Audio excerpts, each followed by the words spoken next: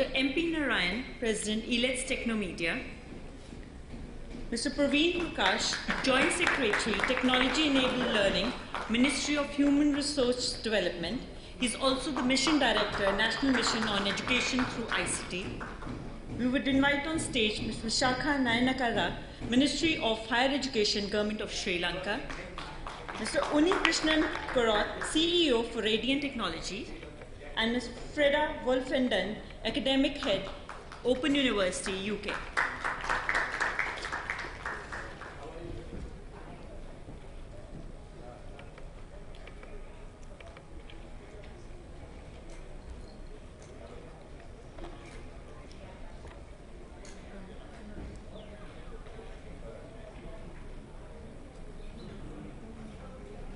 World Education Summit 2014, top policy makers who are enabling India to get educated, skilled, and employed youth through inculcating new methods of higher learning in India's education policy, effective use of technology in education, and improved access of affordable education across India. Tasked to bring a paradigm shift in the ecosystem, the esteemed panel of thought leaders that we have on stage today has a mix of international and corporate perspective. I would now request Dr. Ravi Gupta, CEO, ELETS Technomedia, to please address the gathering.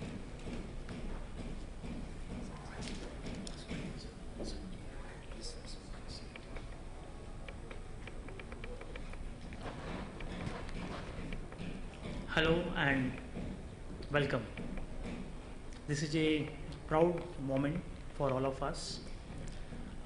This is the 4th edition of the World Education Summit we are holding, and this is also the flagship conference of our magazine, Digital Learning, which has completed almost a decade in disseminating ideas around ICTs and innovations in the field of education sector. This is our flagship journeys, the eGov, the eHealth, the Digital Learning magazine, the ICE magazine. So these are the areas by which we connect our stakeholders to the field of ICT and the field of education. Our journey, we are going all around India and creating platforms both inside India and outside Asia, outside India through our platform like eAsia. So we have been going all around the country and organizing workshops and conferences around the usage of ICTs and how it can change the whole field of education and various other related sectors. So we have gone around field in Maharashtra, organizing a conference called Maharashtra, organizing a conference in Srinagar, which is our knowledge exchange conferences. Our largest event, it's called eIndia, which is happening in Hyderabad for around 9 years now. And financial inclusion and payment systems, which is another of our conference in the field of banking. And we have been organizing events in the states like UP, Odisha, Haryana, Bihar, Jharkhand, and various thematic events around which are focused around niche areas like security, cloud, etc. And these are our upcoming events which we will be holding in the next few months. In today's whole agenda, we have a lot of thinkers and practitioners in the field of both higher education, school education, and the skill development, who are all have assembled here from all around India. We have overall around 40 exhibitors in the other room and the outside area, where you will see a lot of experience sharing by companies and innovators from India and abroad, how they are impacting the field of higher education and school education. And also we have around 2 days of impactful sessions, all back to back, and where you will see more than 200 school principals from all around the country, and more than 200 people from the higher education sector who are all like assembling in various sessions. As like you will notice that all the sessions are designed around having a lot of discussions and deliberations. So I encourage you to network inside the hall and outside the hall and build new networks in the field of innovation, in the field of education. So with this I close my remarks, and I will straight away go on and invite our chief guest in the inaugural session, Mr. Praveen Prakash, who is the Joint Secretary in the Ministry of Human Resource Development, and who is also leading the national mission for enabling ICT in the field of education. So we have a very, very important thought leader with us, and with him we have a representation of our neighboring country Sri Lanka, and we have a representation of an expert from the UK. Welcome you all.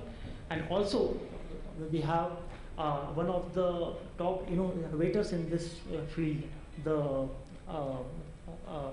sponsors in our event, Pedena. So their senior colleague is here. So with this I close my remarks. I invite Praveen on the stage. Welcome. Praveen.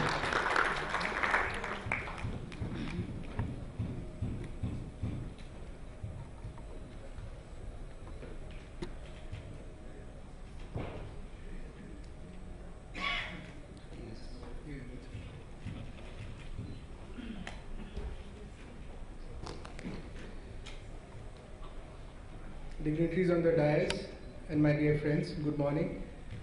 At the outset, I would like to thank Raviji for giving me this opportunity. In the next 10, I was very keen to attend the inaugural session, although you are given a slot tomorrow evening, but I was very keen to attend the inaugural session because I just wanted to convey about the mission in a broad way and the opportunities. Primarily, I'm looking for, I'm using this opportunity to connect or to send message to those new companies which are in the sector of education technology in our country, and also to the administrators of the colleges and schools in our country. Now, if you look at the higher education sector in our India, the last 10 years, we call it demographic dividends, focus on school education, it's exploding, it's increasing exponentially. So one estimate says that every day around 5,000 students are joining higher education sector in our country. Every day 9 new institutions are opening up in our country in higher education sector. Our GR is 22%. We have around 2.5 crore students, 25 million students in higher education sector, and we have around 42,000 colleges. You must have read an article last month which said that now India has the largest higher education sector in the world. Earlier people used to say it's China, somebody used to say it's USA, but now established that India has the largest number of students in higher education sector in our country. This is what I was talking about. You can see our 2001, there is a steep increase, and it's growing. And we all know the problem. The first fundamental problem, I keep talking about it to my colleagues, to my friends. When I joined the service in 1994, and when I attended my first review meeting with my collector who trained me on education, and after all the discussion, the takeaway point from the meeting was the shortage of teachers in the district. Now in 2014, when we discussed the same thing in the ministry, we discussed a lot of things, and then end will be a lot of shortage of teachers and faculty members. Now with the use of technology. The challenge in front of all of us is that with the use of technology, can we provide quality education to our students, to our children? And realizing this, the ministry has created a bureau, a separate bureau in Department of Higher Education. Bureau is a technical term within the ministry which we use, which means a wing of a ministry. So just to give you an idea, there is one wing which is headed by my colleague, another joint secretary, which handles UGC. So he handles UGC, RUSA. There is another wing, again headed by one of my colleagues. That wing handles AICT, IITs, IIMs put together. So that's one wing. The third wing is technology-enabled learning. I mean, you understand the way the visualization of the ministry is. They think that in India, if you have to provide the quality education to the students, this piece is also equally important. If the AICT, IITs, NITs, ISERs put together is important, if UGC, RUSA, central universities put together is important, an equally important piece which has to grow in the years to come, next 5 to 10 years, is technology-enabled learning and teaching. So that's the focus from the ministry on this. We have sanctioned money, large amount of money. I don't want to talk about how much we have spent, around 10,000 crore, $2 billion. But as somebody says, it's very easy to allocate money for ICT projects. It's difficult first, A, to spend that money, and B, it's very difficult to get the usage of all what we talk about in ICT. So definitely the funding, budget part in any ICT project, particularly Ministry of HRD, is non-issue. Issue is how do I take it? How do I bring it to the central stage? How can I bring technology, being a periphery, supplementary, all those, in that area to the center of teaching and learning in our institutions. So we started making some blogs. We have started this journey. I will not claim that we have done much work. And I said earlier, this mission which affects everybody, which affects each of us, our family, our kids of our country, this journey which has to be taken not only by the ministry, not only by the centrally funded institutions of our country, not only IITs, IIMs and ministry, it has to be taken by all of us together in journey. Every government of India institution, private institution, state institution, companies, NGOs, voluntary organizations, media, all of us have to take this journey and see that technology-enabled learning becomes comes at the center stage. So the first thing was about connectivity. When we talk about technology-enabled learning, the first thing is about connectivity. We have provided to around 700 universities and research institutions a connectivity of 1 Gbps. Our plan is we will provide 1+1 redundancy. We will not end at only providing a path, a loop through one service provider. We will provide connectivity. That's our ultimate plan. This connectivity, whatever the private network we are talking about, will have a redundancy of 1+1, which means not only loop from one service provider, we'll have two service providers, so that there is a reliability of connectivity at every university and college. Because whenever we go to the university and college and talk about technology-enabled learning, we discuss everything, and at the end of this they will say, how are the connectivity is very poor, so what can we do? We cannot do anything. So we are sensitive to it. Right now we have provided through one service provider 1 Gbps connectivity to 700 universities. I have been to many international conferences.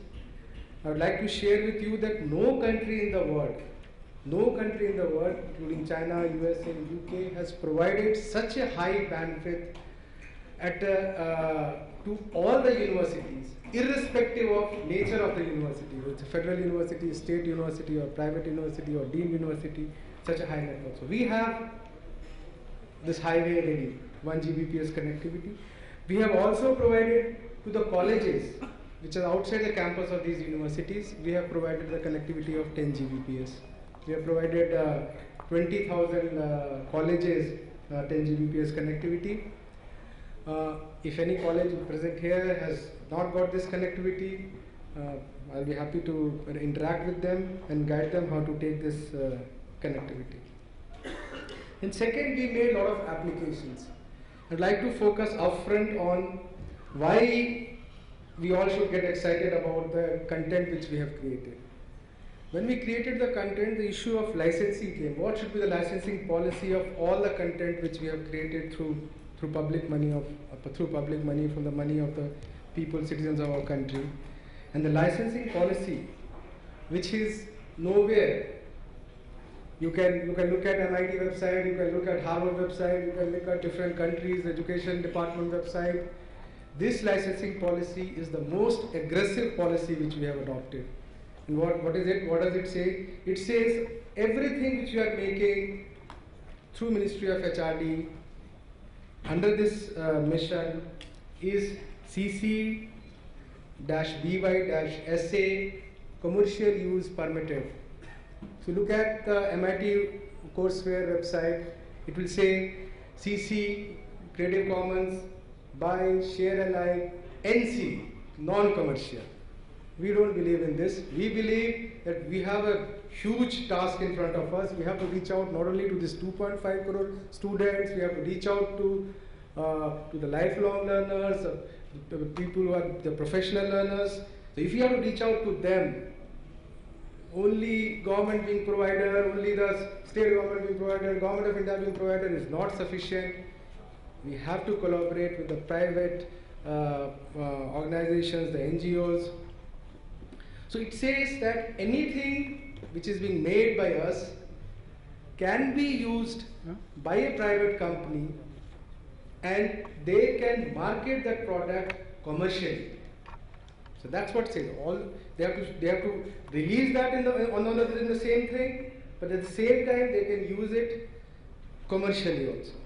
And what are the products which we have made? One of the products which we have made is a tool through which we can conduct e-classrooms.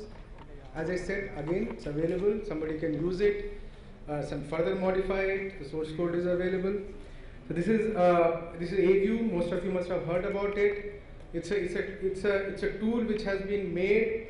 Yes, there are large number of video conferencing, web seminar tools available on the web, but this has been made keeping the needs of the education sector in mind, whether it's a school education or it's a higher education. This is one such e-session being taken by Professor Phatak of IIT Bombay.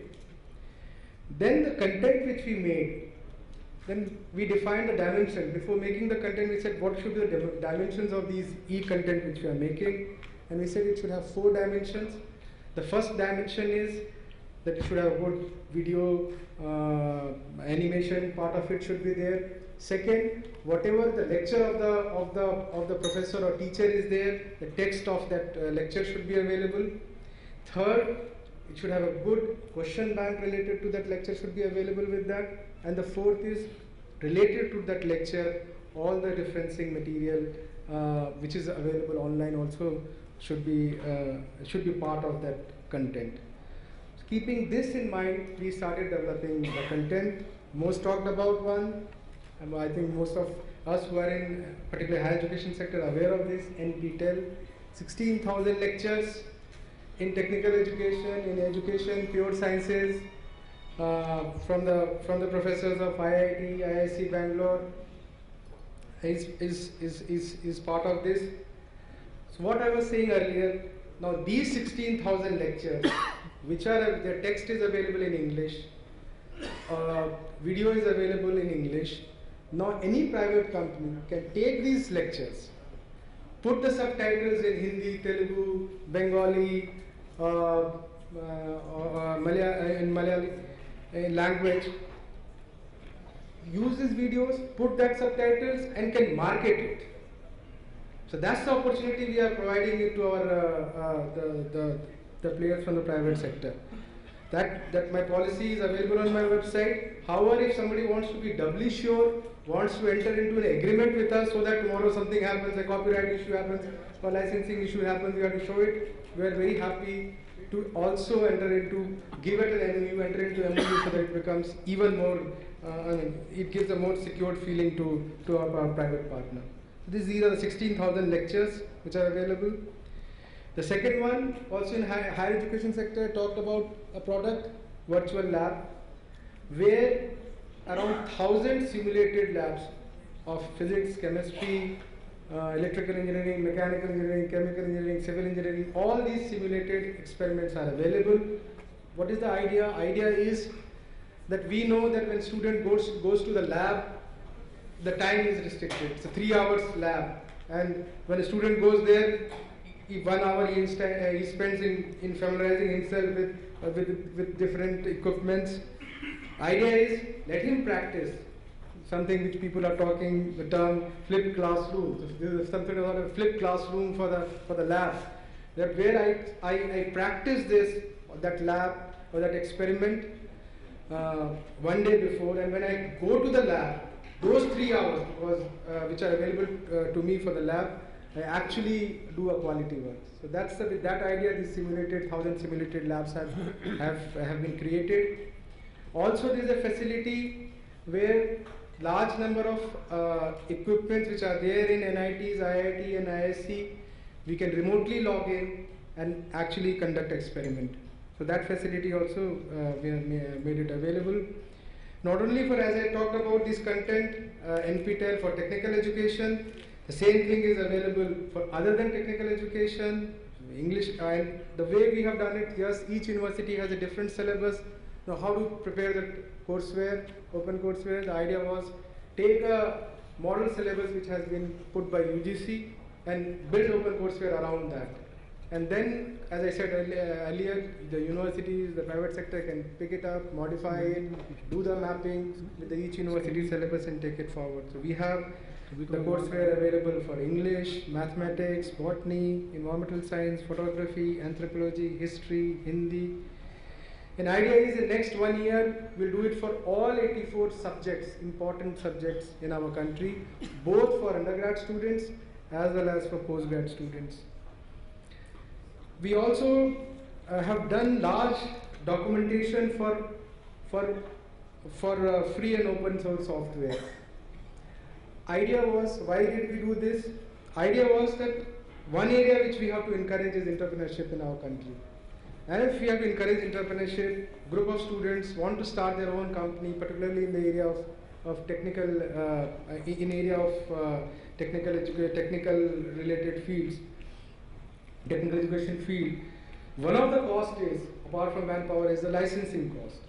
And if we can expose them to good, useful, open source software, then definitely their initial capital cost which they have to put will come down.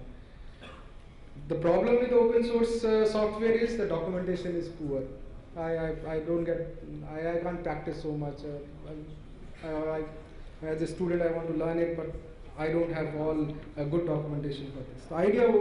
With that idea, we took this project, and the way the documentation for large number of open source tools which we have done it is we took the books, examples of the books, solved examples of the books, and build code around that.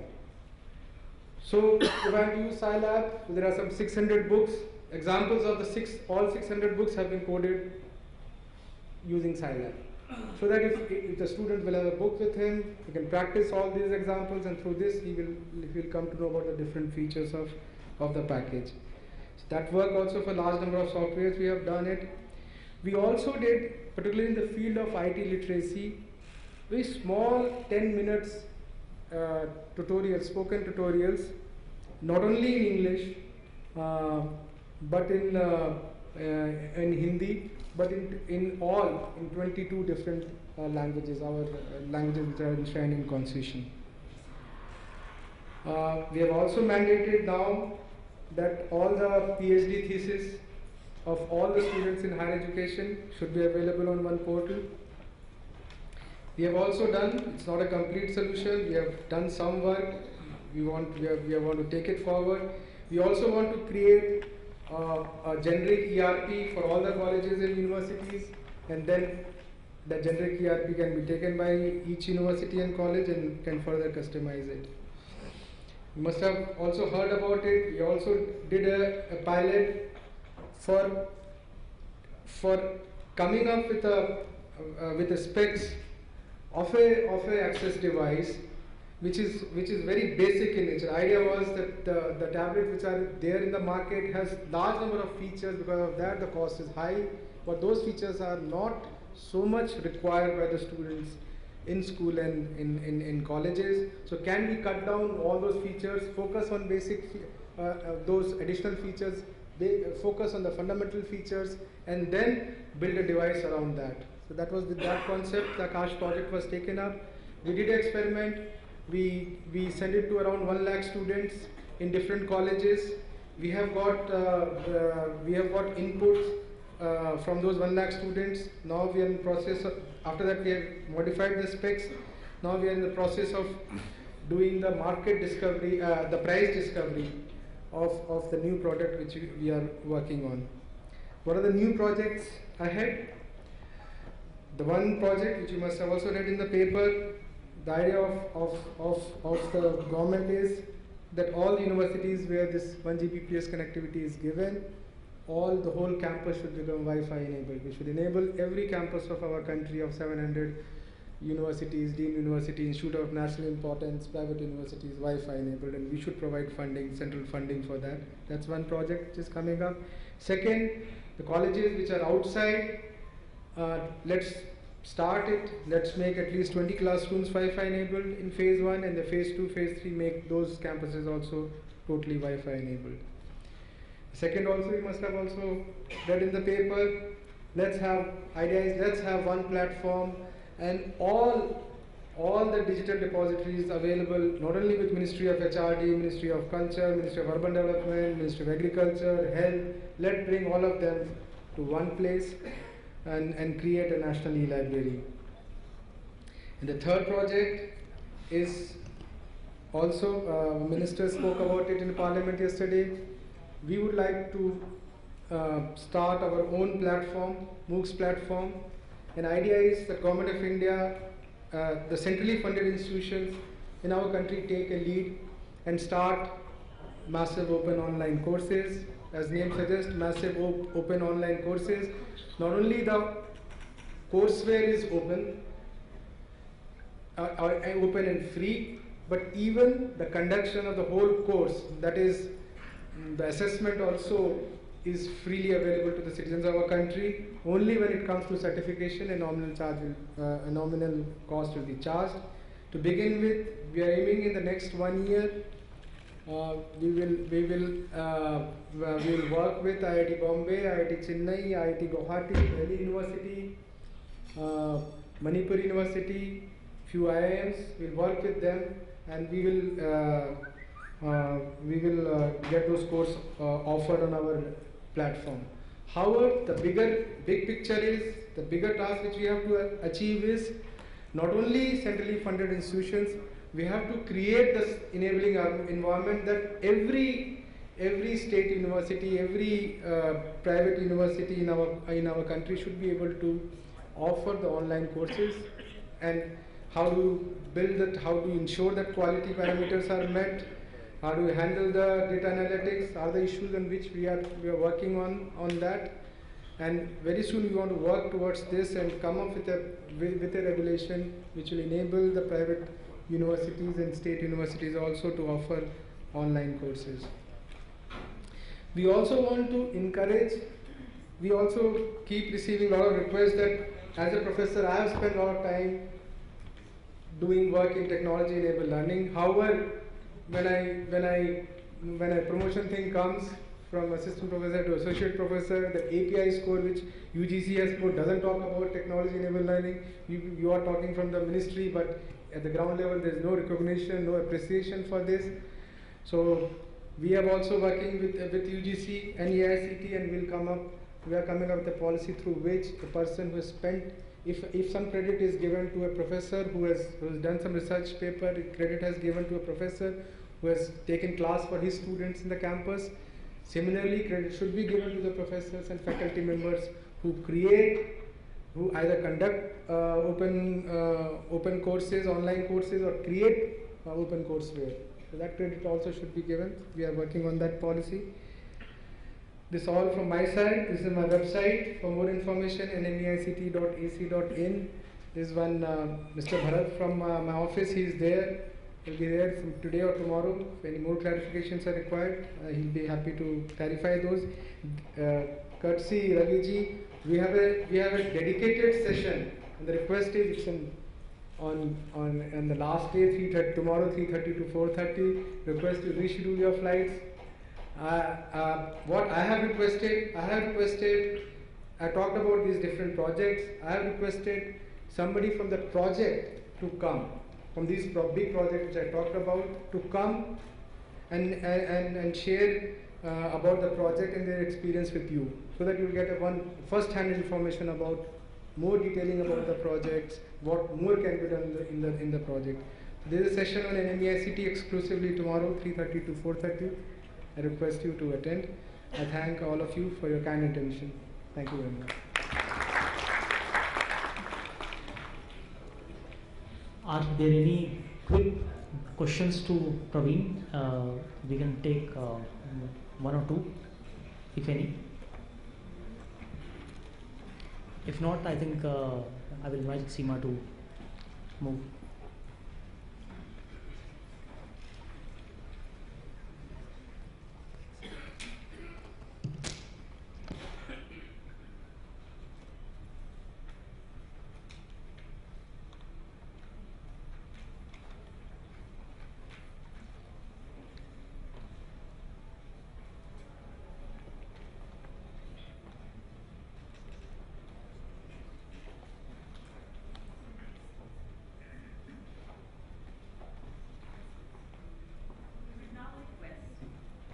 We would now request Sri Shakha Nayanakara, Ministry of Higher Education, Government of Sri Lanka, to please share her views and give the initiatives that they're doing in Sri Lanka in higher education. Thank you.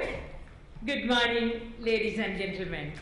Or should I say, Ayubowan, the traditional Sri Lankan greeting, which means, may you live longer. Ayubowan, ladies and gentlemen.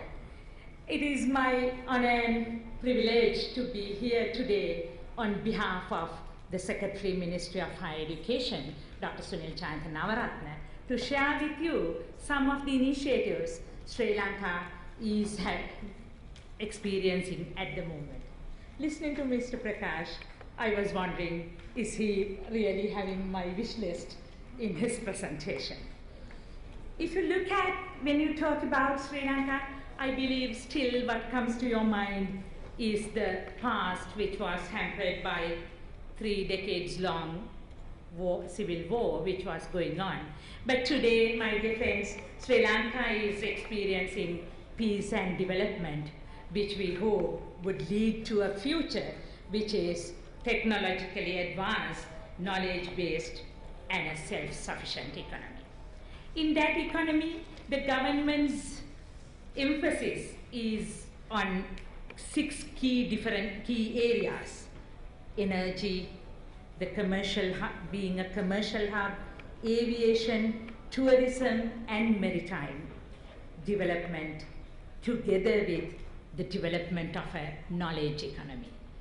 In that mandate, the Ministry of Higher Education has a huge role to play, and the government's vision, which is known as Mahinda Chintana, the vision for the future, talks about developing a youth who can see the world over the horizon, entrusting us with the responsibility of producing that youth. If you look at the education portfolio in Sri Lanka, we do have 3 key ministries responsible for the education. The Ministry of Education, which looks after the primary and the secondary education. Ministry of Higher Education, which is responsible for the higher education, both state and to some extent private. And also we have Ministry of Skills and Vocational Development, which looks at the alternate higher education. In a given year, we have about 120,000 students qualifying from advanced level to enter the universities. Sri Lankan state-owned higher education is provided by the government. We provide free higher education as well in addition to the secondary education. But that puts a constraint on the number of people we can take into the state education system. Of those 120,000 qualified, we can accommodate a maximum of 25,000 students in the 15 state-owned universities, and we also have 2 universities which are meant for Buddhist and Pali studies. So all 17 can accommodate only 25,000 students, leaving another nearly 100,000, 95,000 students looking for alternate higher education qualifications. I'll come back to those 95,000 students a little later. But if you look at the state education sector, we get these very selected 25,000 students, and yet at the end of 3-year or 4-year degree programs, we still had a problem of unemployment as well.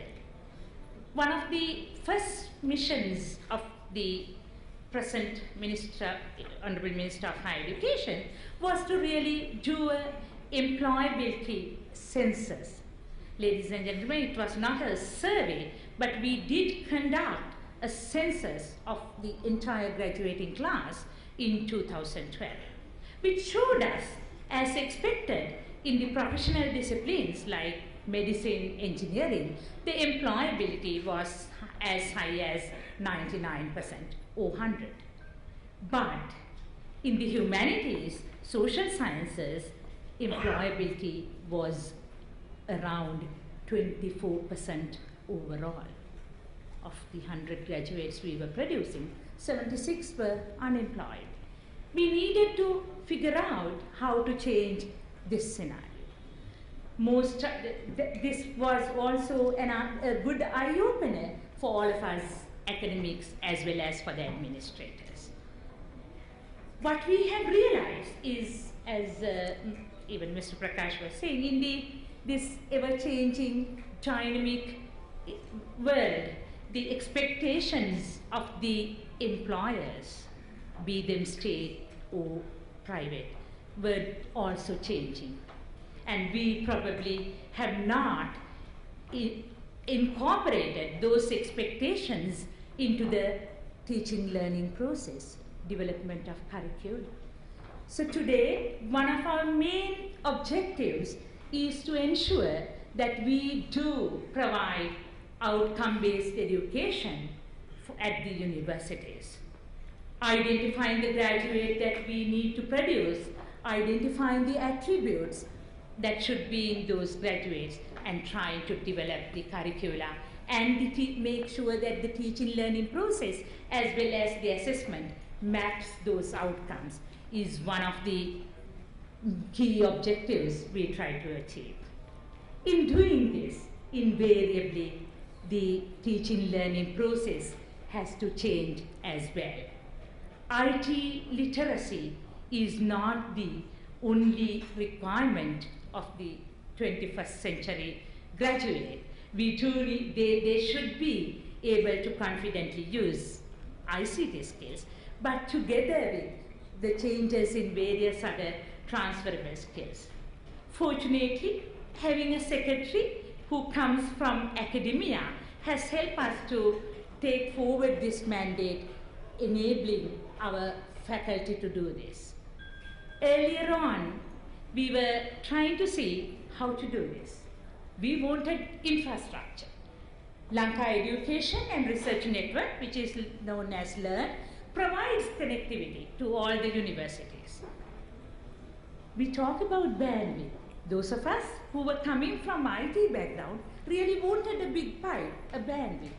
But what we realized later on was, even given these resources, the networks, the computers, things were not very much used.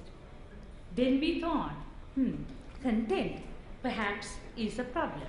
Of course, you all would agree, content is a problem, especially for us coming from the subcontinental India or Sri Lanka, where various cultural and social diversities as well as language differences are there.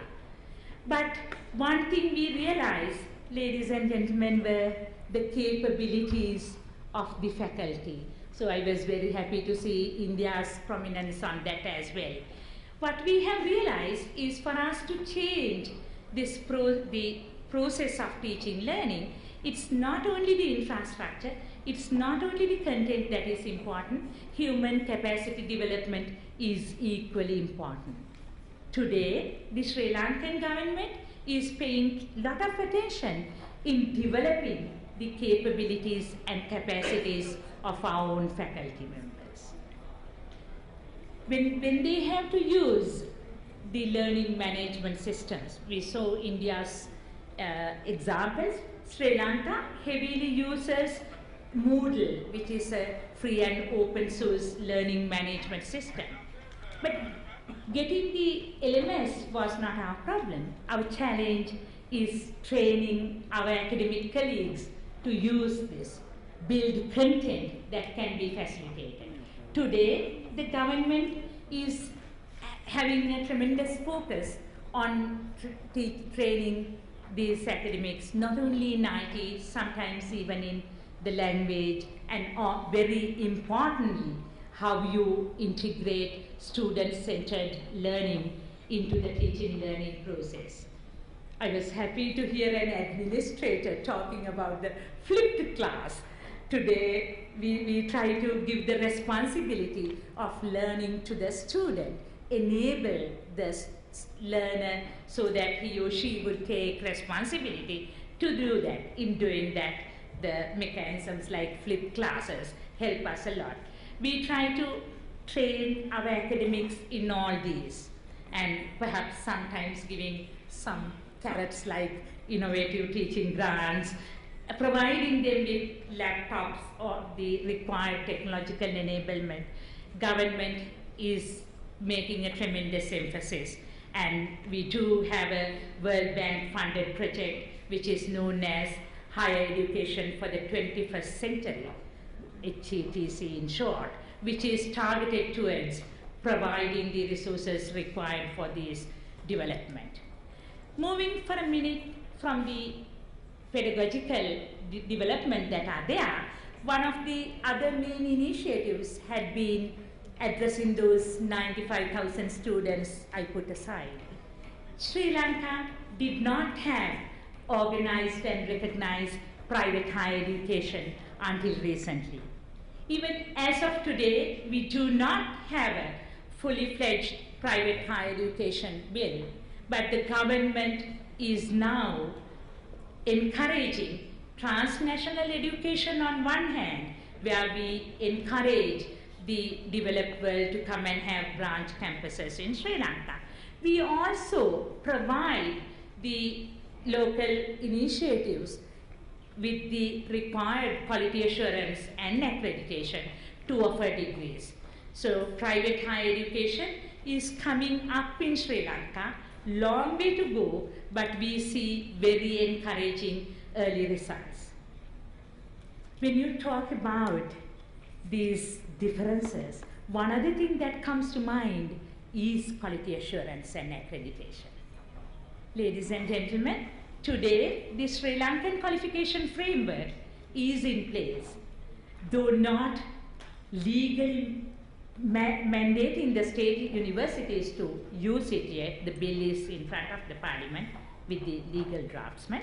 But we do have Sri Lanka qualification framework, which is right now the benchmark that we, together with the subject benchmarks that we use to measure the qualifications that we give.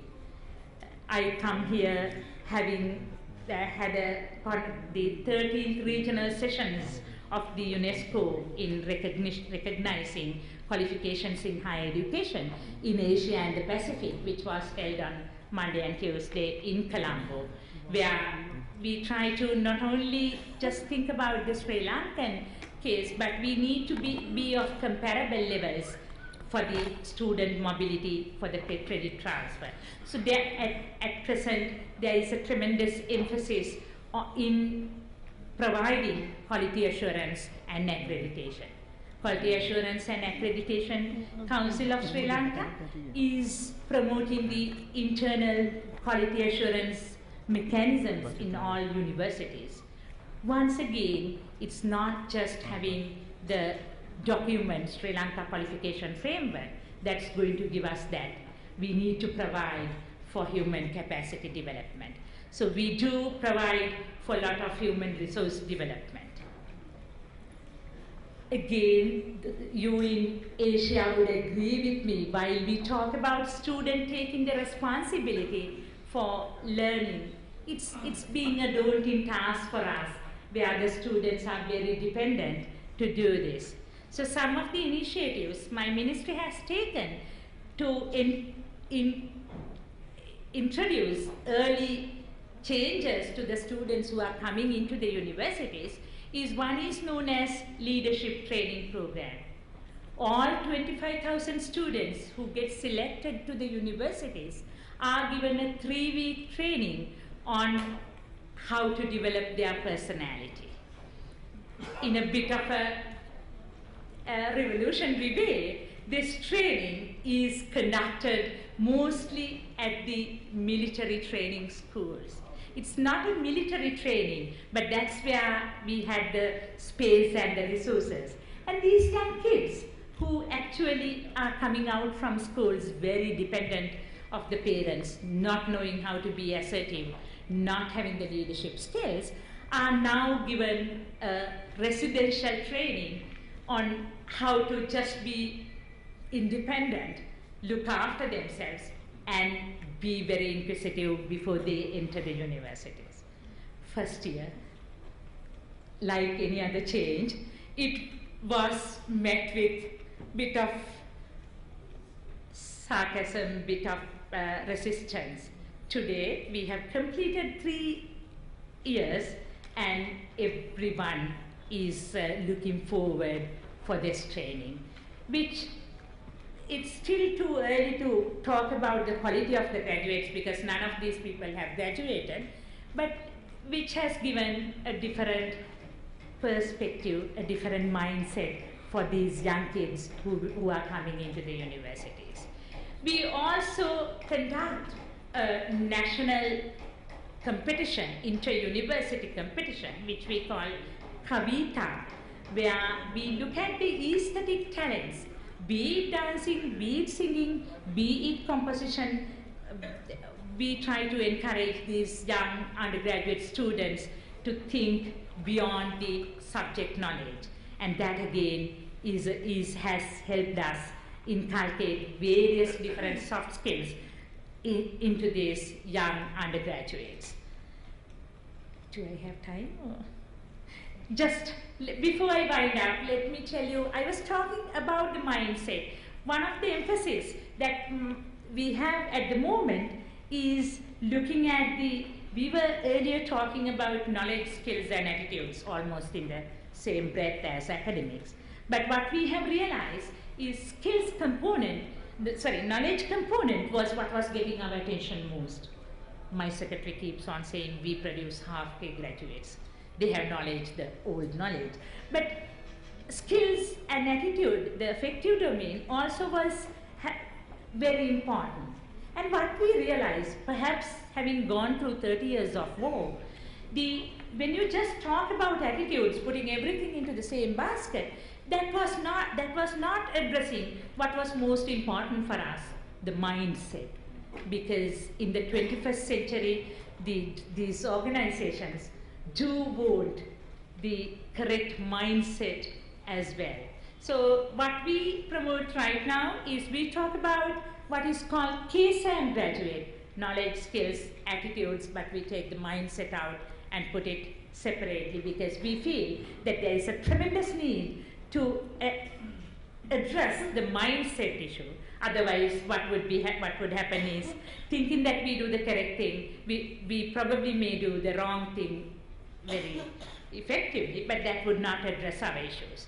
So overall, we try to use technology, we try to develop the faculty capabilities in using technology, but at the same time, we move away from the very hard technologies to address softer sides like mind skills. That's very briefly what we do right now in Sri Lanka. Thank you.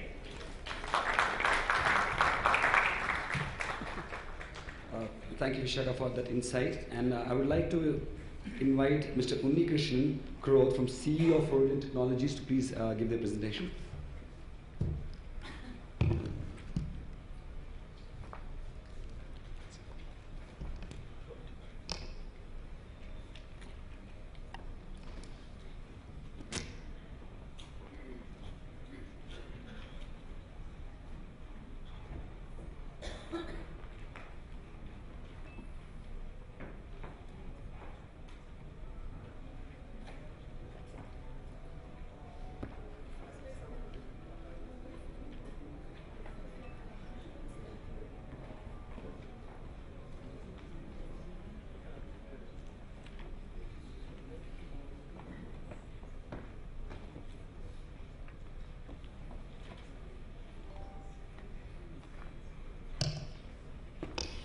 Good morning, everyone.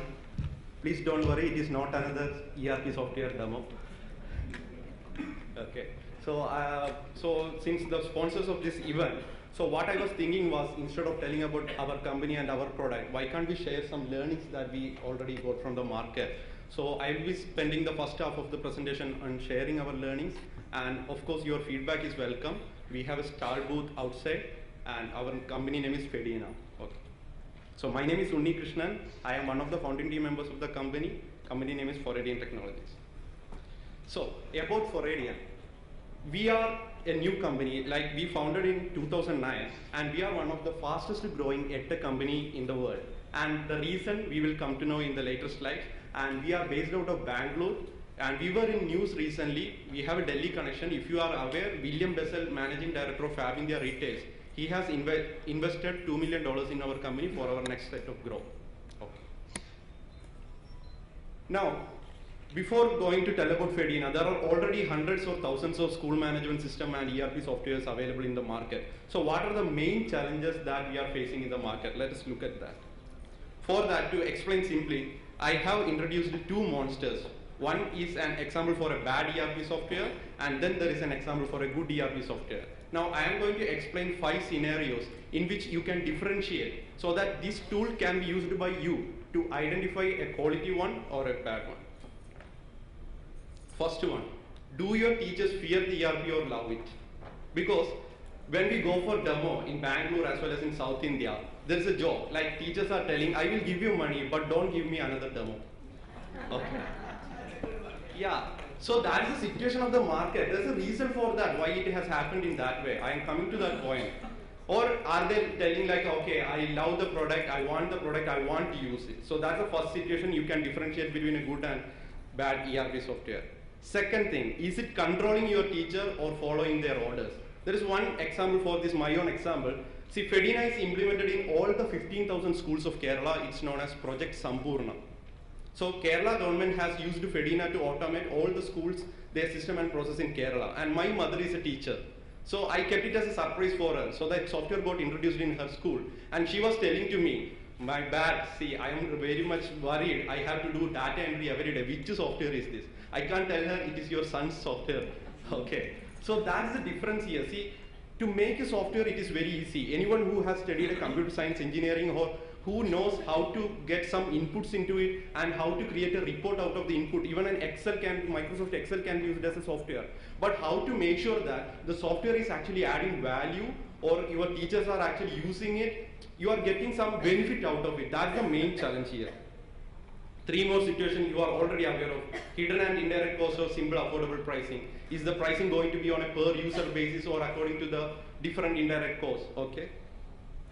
Or this is an important thing. As the world is progressing, new technologies are coming.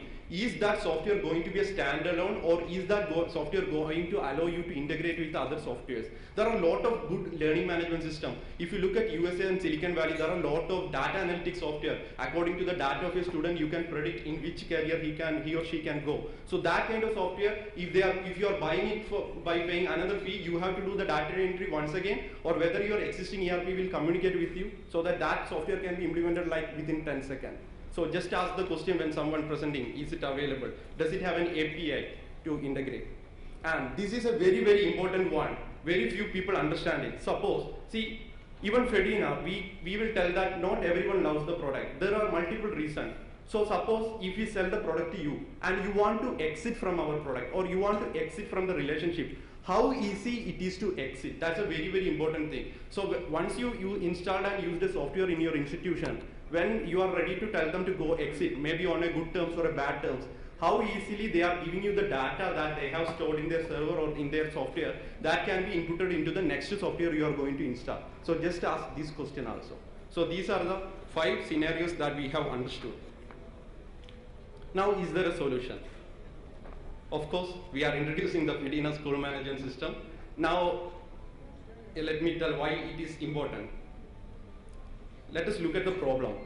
So the first problem in the market is customization requirement. No two schools operate in the same way. So if you go with the same software to different schools or different colleges, they will tell that, okay, my school is not in this way, my institution system and process is in this way. And we used to tell that you can measure the complexity of an institution system and process just by looking at their logo. So each institution has got a variety of different things. Okay. So how this customization requirement can be solved? So Fedina has got a plugin architecture. Mr. Prakash sir was also telling that how an open license that can be used for commercial licensing. Fedina core version is available as free and open source. You don't have to pay any money to use the core version of Fedina. You can download it, use it, install it, and use it. You don't have to pay us any money. Second thing, if you are a company, you can make customizations on top of Fedina and you can sell it. We don't care, we don't worry, because you are actually making the software reach to actual users.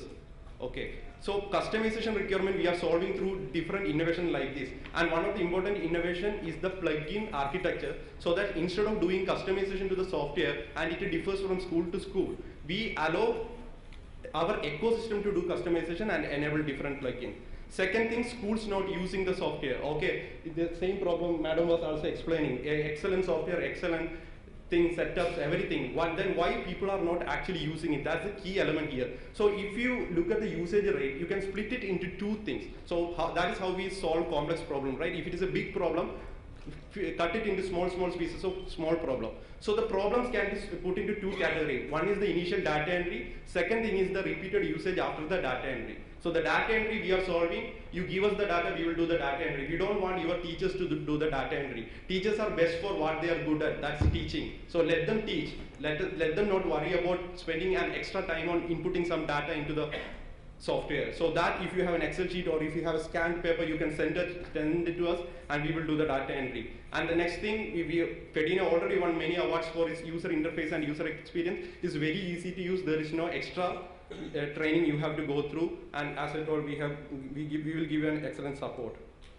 This is our already reach. We have more than 40,000 customers. Majority is from outside India. As I told, in that 40,000, 15,000 is already coming from Kerala government, and we have got some e-government implementation in Africa and USA also. 80% of our revenue and numbers are coming outside India. So some important features we have explained here. Anyhow, we have also given you one brochure in the kit you have just received, so all these informations are available there. We were selected as one of the NASCOM Emergent winner. We won the MIT TR35 for the innovation in the school ERP segment. We won Indira International Innovation Award. We won EduStars. So a lot of awards simply because of the innovation we are doing on the problems. We are actually solving the problems. 4 pillars of Fedina I want to tell. If you want to compare with any software, first thing, Fedina is usable. We are not just installing and disappearing. You will use it. Second thing, it is customizable. We are not telling this is the what you will have to live with. It is customizable. And third thing, it's secure. You can trust us on the security of the data. Fourth things, very important thing, scalable. Some institutions and colleges, what we have observed is that they use their own students or faculty to build their own ERP software.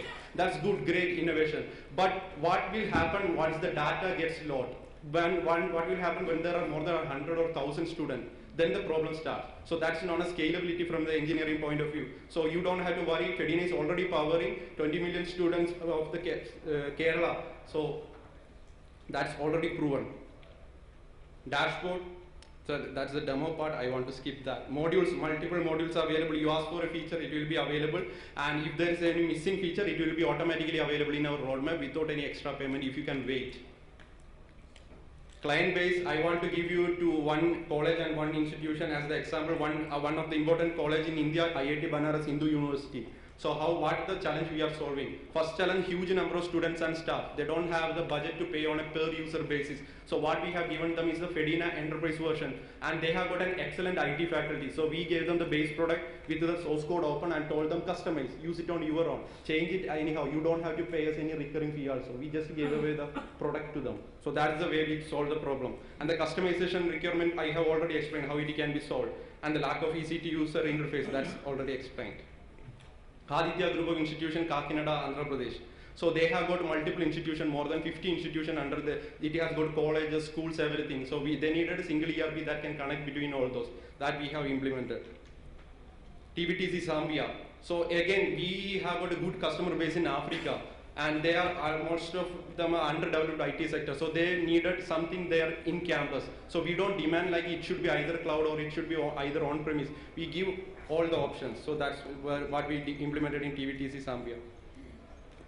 Project Sambhurna, as I have already explained, if you can go to the Wikipedia of Project Sambhurna, you will understand the impact of that. And we are planning to introduce similar initiatives in the other states also.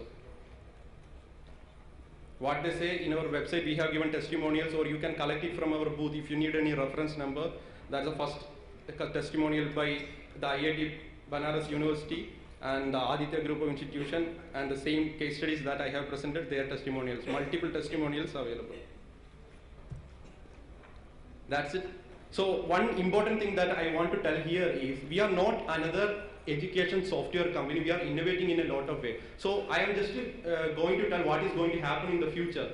One important change that is happening around the world is the Internet of Things, if you are aware. So Internet of Things, what it will do, there will be webcams that you have already fixed in your classrooms or in the schools, the CCTVs, and then there will be biometric attendance system. So all these hardwares will actually do the data entry job, so that the teachers will be focusing on the teaching. So you don't have to worry about go to the classroom, take the attendance. Attendance will be taken on a single click of a camera, so with an automatic face recognition. So that attendance goes automatically.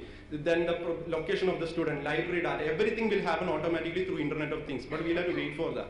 Till then, we'll have to adjust with the data entry with the help of a support team and other things. But this is going to be an important innovation in education. Another innovation that we are implementing right now is the integration with the Google Glass. If you are aware, there's a Google Glass that you can wear. You can go to the classroom, just to look at the student to get the information of them in your eye. So that kind of innovation we are also doing, which we will be presenting in the next event.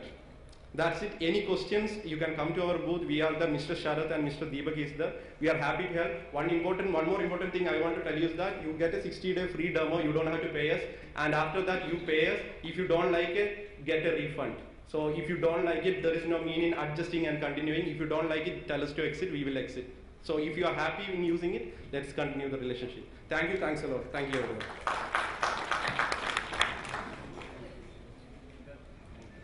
Thank you, Mr. Unnikrishnan, for that wonderful insight on your company. Now, I would ask Ms. Freda Wolferdin from Academic Open University to go ahead and give her presentation, please.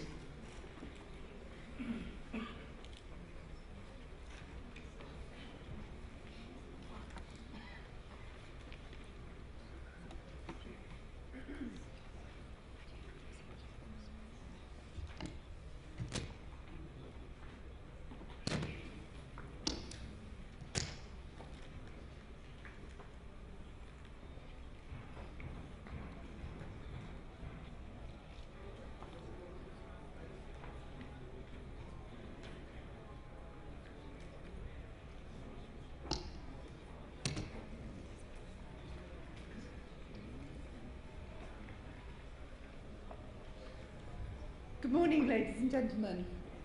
I thought it might be helpful just to say a couple of words about who I am. I'm a faculty member at the Open University in the UK, which is a very large distance learning university. It's the largest university in Europe, although quite modest in comparison to many institutions in India. I work on teacher education.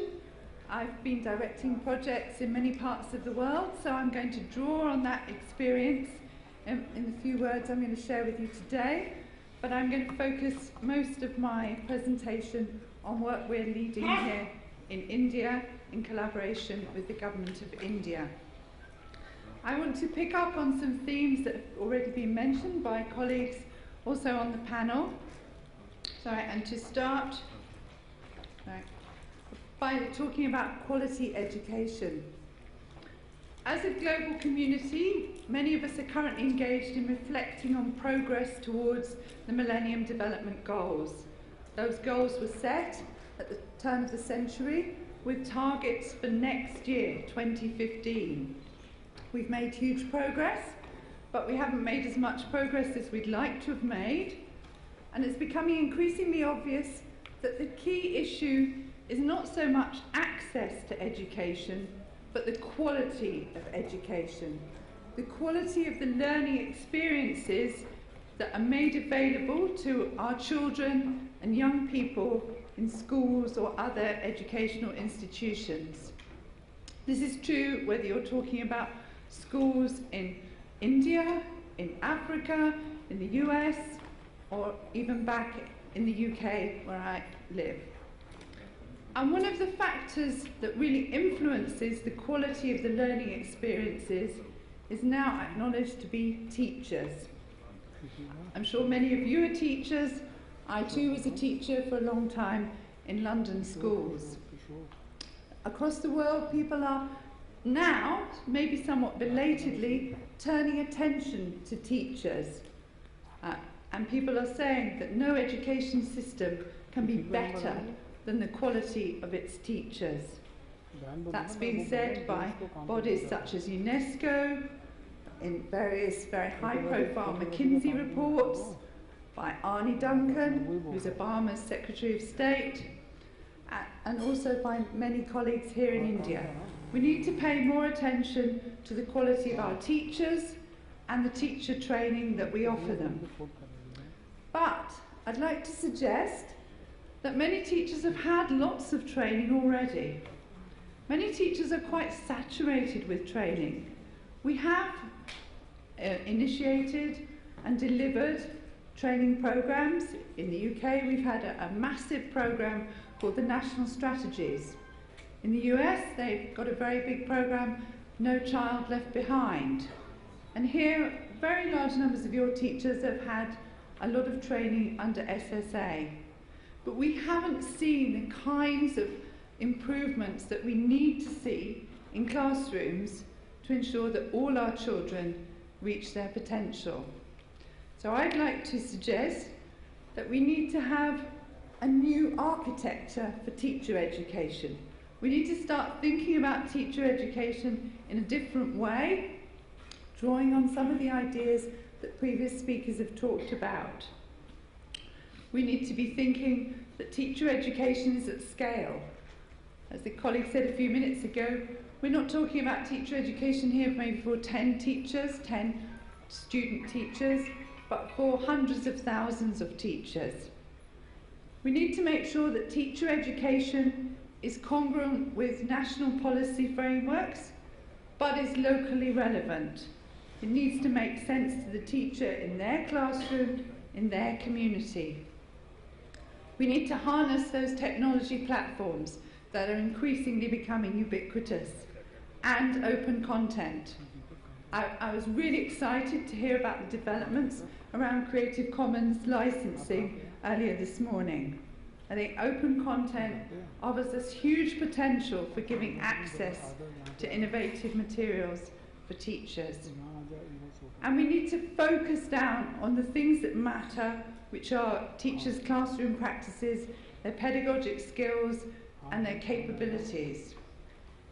Teachers often have in my view, too much theory and not enough opportunities to relate that theory to the practice of their own classroom and schools. So the classroom needs to become the site of much of their learning. So here in India, I'm working on a project with many colleagues here. It's a collaborative project called TESS India.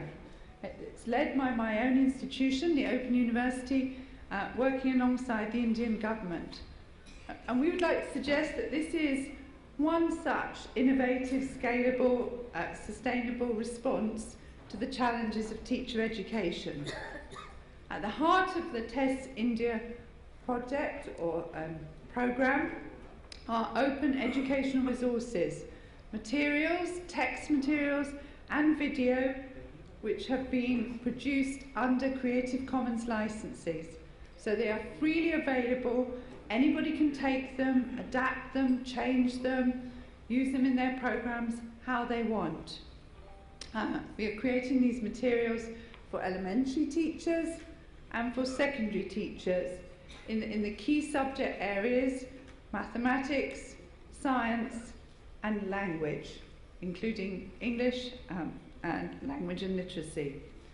And because these materials are open educational resources, they're going to exist in many different versions for the different states, different regions, areas of India, and in many, many different languages.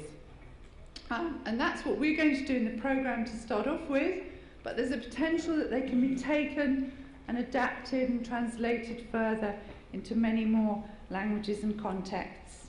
Initially, as you'll see on the slide, we're working in 7 focus states. So at the heart of our programme is taking the policy that has been very eloquently and elegantly expressed in the national policy documents here, and we're moving that into practice at classroom level, in classrooms both in rural areas and in urban areas. We're doing that through the use of these open materials which put teachers at the heart of the materials, teacher learning in their classrooms where they undertake activities with their own children which enable them to learn. So they learn through participation activities in their own classroom. We would suggest that this really enhances teacher agency. It attempts to maybe give back some professionalism to many teachers and diminishes teacher isolation. I've just come from a workshop in Lucknow earlier this week where one of the teachers in our workshop was from a rural school in MP. Many of you will know about schools like this. You may even work with the people in those schools. 90 children, 1 room, classes 1 to 5. That's a very challenging job for anybody. It's extremely challenging when you don't have very many resources. And who can that teacher learn from? He has no peers in the next classroom who can look at his practice, give him feedback. It's very difficult for him to engage in professional development. If he goes off to a training session at his local training centre, at CRC, the block, then who teaches his children? So we think we need to be harnessing technologies and we need to be citing the teacher's learning in that classroom and through technology connecting him to other teachers so that he can share his own experiences but also he can learn from other people's experiences. So our materials through the TESS India programme are available in many different forms. They are of course available as print materials because many people still do not have much access to online platforms. But they are going to be available in SD cards so that teachers like the teacher from the MP school could have access to the video on his mobile phone. They're going to be available on tablet computers. We're doing a little bit of work already with using those with teachers in more rural areas. and they're of course available through the website. And because these materials are open content, they can be used in many different kinds of programs. For me, they're a bit like a jewellery box with lots of different beads in there. Or for those of you who used to have Lego bricks when you were little, they're like having a big box of Lego. They're open, they're similar, and they work together, but you can connect them together in multiple ways, depending on what it is that you want to provide, what the learning needs are of the teachers that you're working with. So we're using these open resources in pre-service programs, basic teacher certificate, diploma of elementary education. We're using them in professional development programs, at cluster level, at block level. And we would suggest that in the latter case, use of these materials is really working to strengthen the academic role of the colleagues who are working in those blocks and clusters. Alongside text materials, we're also producing audio, because it's very important for teachers to be able to see how other teachers are using these ideas in their classroom. These are not examples of perfect lessons. I'm not sure there is a perfect lesson ever, because for me a good lesson has to be adapted to the children that you have in your own context, in your relationship with those children, those pupils. But these video clips are working to inspire teachers to illustrate particular points and to help those teachers to notice what's going on in their classroom or in the classroom of colleagues. And we're organising those videos around pedagogic themes, because pedagogic techniques, student-centred learning is at the heart of what we're trying to enhance. The photograph there actually was taken only yesterday in Lucknow, where we've been working with some teacher educators who have these little tablet computers where they have all the Test India materials. But that's not really the main reason they're using the tablet computers. They're using them to work with teachers, to video teachers, to then play back some of those teachers' practice to them, to open up the classroom to that teacher and try and coach them to develop their practices and then refer them to the Test India materials. This project is still in its early stages, but we are learning. We're learning that it's very important to have somebody to broker engagement with the materials. And there are many different actors that we put in that role. It's important to have a balance between the global, working across a country as large as India, and the local, to recognise the kinds of languages and cultures and histories that are relevant to people in their own context. We need to use new technologies progressively. People can't move from using no technology to suddenly being hugely expert. We have to support them, scaffold their journey. It's still important to use print. And absolutely critical to have collaboration. So we're working with many different partners, national and state level. And just finally to say that we're making some journeys ourselves within the project. We started off with this focus on teachers. We're so passionate that teachers are at the heart of this project. But we've become increasingly aware that we also need to pay attention to the needs of teacher educators.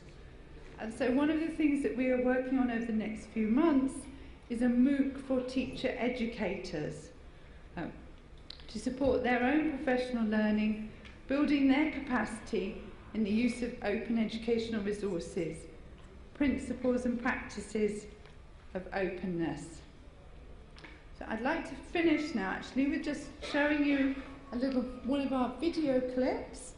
This is still work in production, but I thought you might be interested to see the kinds of things that we are producing in this project.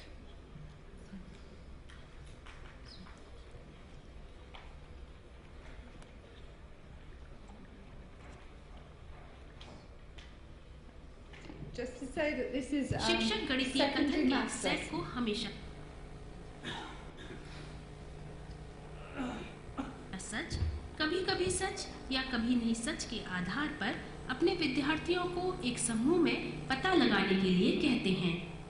इसके बाद विद्यार्थियों को यह सिखाने के लिए कि एक गणितज्ञ को अपना विचार स्वीकार करने से पहले तर्क शक्ति से उसे साबित करना होता है। उन्हें आपस में तर्क वितर्क करके काम करने के लिए कहा जाता है। आज हम लोग गणित के क्लास में एक मैथमेटिशियन के रूप में अपने आप को एक गणितज्ञ समझेंगे। गणितज्ञ क्या करता है? किसी चीज के बारे में सोचता है, तर्क करता है, तो वो आपको करना है। और तब आपके पास ये 5 स्टेटमेंट लिखा हुआ है, ये 5 गणितीय कथन है। और इस 5 गणितीय कथन में कोई इस स्टेटमेंट पर जब आप एनालिसिस करेंगे, जब इसके बारे में आप सोचेंगे, समझेंगे, तर्क करेंगे, 3 बातें हो सकती है। क्या क्या होंगे? या तो हमेशा सच होंगे, कभी कभी सच होंगे, या कभी सच नहीं होंगे। ये 3 बातें होंगी, ठीक है। तो ये 5 स्टेटमेंट है कि यदि p एक अभाज्य संख्या है तो p + 1 एक भाज्य संख्या है, ठीक है। दूसरा स्टेटमेंट कि एक वृत्त की n जीवाएं वृत्त के n + 1 अनाच्छिद्य क्षेत्रों में बांटती है। तीसरा है यदि 2 गोलकों का आयतन एक समान हो तो गोलक सर्वांग। गोलक मतलब गोला, ठीक है। अब गोला जानते हैं उसको, गोलक यानी गोला। तो यदि 2 गोलकों का आयतन एक समान हो तो गोलक सर्वांग है। चौथा, एक त्रिभुज का केंद्रक त्रिभुज के अंदर स्थित होता है। और 5वां है अभाज्य संख्याएं असीमित है। इसको पहले लिख लीजिए, आप अपने कॉपी पर इसको नोट किया जाए।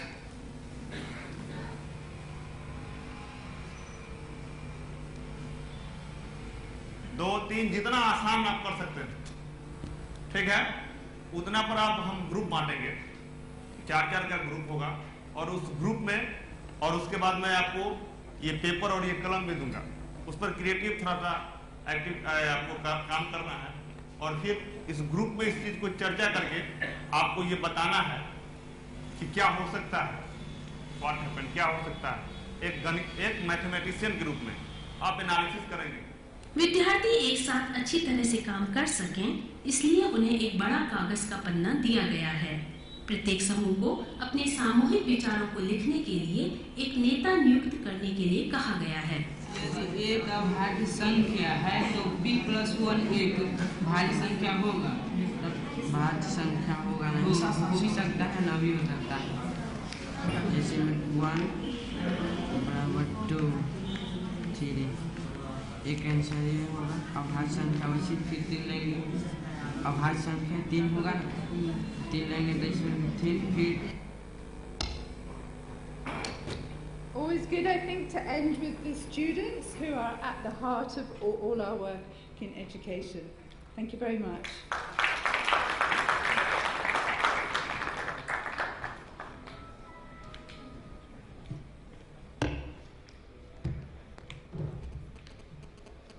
Thank you, Frida.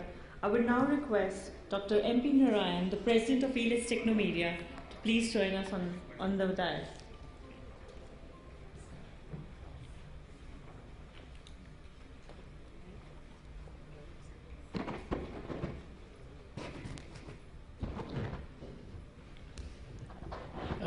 Distinguished luminaries on the dais, distinguished delegates to this all-important conference, ladies and gentlemen, as my colleague Ravi Gupta mentioned at the beginning, it is a flagship event for our organization. I do find here before me, I'm really happy and proud to see eminent personalities, competent, committed teachers, academics, school administrators, and on the dais you have listened to the thought-provoking talks of all the people concerned. The main point that I made is very clear that technology-enabled education, and I could see that many of these teachers evinced a lot of interest. Friend only successfully, efficiently projected the need of the software, and we also learned a lot about the system in Sri Lanka, and last but not the least, the Test India that you have been provoking. What have we achieved? We could get together a cross-section of the people. On one hand, the educationists, the teachers, as I said, then quite a few NGOs, the policy makers. That is what we have achieved in the last 4 years. And I am indeed grateful to all of you for the continued support you have been giving to this event. I do find a lot of familiar faces over here, providing a continuity. That is, and of course, the large number of sponsors, that itself is indicated. I mean, the support and the importance of the event. We are all grateful to all of them, and I am sure in the next couple of days, a lot more will happen. Interesting thing, we go back more educated. I was happy to hear from Mr. Prakash from the government side that whatever they are doing on the technology-enabled education, connectivity, the government has provided more than 1 GB, connecting around 26,000 colleges, universities. Lot more is required to be done. In a country like this, up to 120 crores of people. And this year, we are also emphasizing, bringing an event on the minority education, because the 120 crore people will have to move together at the same level. That's one of the important subjects that we are going to project this year. And we look forward to your continued support and continued interest in the subject, and thank you all very much.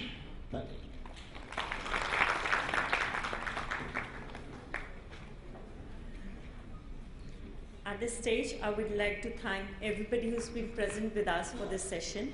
I would request Dr. Narayan to please give away the speaker mementos.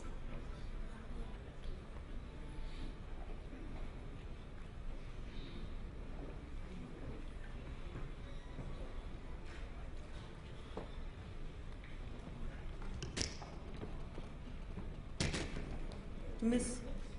Vishakha Nayanakara, Ministry of Higher Education, Government of Sri Lanka.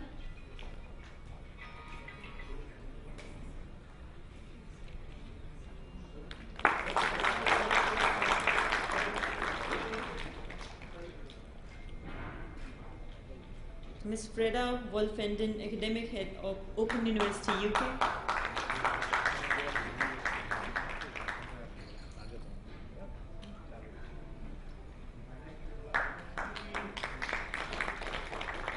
Mr. Uni Krishnan, CEO for Radium Technologies.